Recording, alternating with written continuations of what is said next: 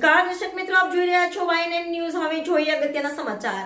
વડોદરામાં બોટ દુર્ઘટના બાદ પણ તંત્રની બેદરકારીથી હોર્ડિંગ્સ લાગેલા હતા તે ઉતારી લીધા। વડોદરા શહેરના હરણી સ્થિત લેક ઝોન ખાતે 12 બાળકો તેમજ 2 શિક્ષકોના મૃત્યુ થયા બાદ આ લેક ઝોનને સીલ મારવામાં આવ્યું હતું, પરંતુ વડોદરા મહાનગરપાલિકાની બેદરકારીના કારણે આ લેક ઝોનમાં મસમોટા હોર્ડિંગ્સ આજ દિન સુધી લાગેલા હતા, જેની મીડિયા સમક્ષ સામાજિક કાર્યકર અતુલ ગામેચીએ રજૂઆત કરતા તમામ જાહેરાતોના મસમોટા હોર્ડિંગ્સો રાતોરાત ઉતારી લેવામાં આવ્યા છે અને લેક ઝોન માલિકોની જે આવક હતી તેના પર વડોદરા મહાનગરપાલિકાએ બ્રેક લગાવી છે।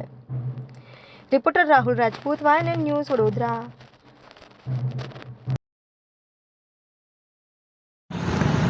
વડોદરા શહેરના હરણી વિસ્તારમાં આવેલ લેક ઝોન ખાતે દુર્ઘટના બની હતી, જેમાં 12 બાળકો 2 શિક્ષકોના મૃત્યુ થયા હતા। ત્યારે વડોદરા શહેર પોલીસ કમિશનર, કલેક્ટર સાથે વડોદરા શહેરના મ્યુનિસિપલ કમિશનરશ્રી દ્વારા લેક ઝોનને સીલ મારવામાં આવ્યું હતું, પરંતુ 18 જાન્યુઆરીનો બનાવ બન્યો હતો। ત્યારે આજે 10મી ફેબ્રુઆરી સુધી લેક ઝોનમાં જાહેરાતોના બોર્ડ લાગેલા હતા।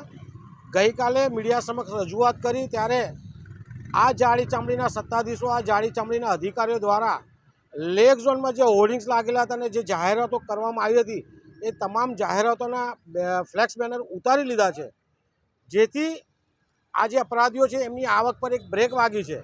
પરંતુ આ જાડી ચામડીના સત્તાધીશો, જાડી ચામડીના અધિકારીઓને વિનંતી છે કે કોઈ પણ આંખે પાટા બાંધીને બેસી ના રહે, આવી કોઈ પણ પ્રક્રિયા ચાલતી હોય એની તાત્કાલિક કાર્યવાહી કરે તેવી અમારી માંગ છે।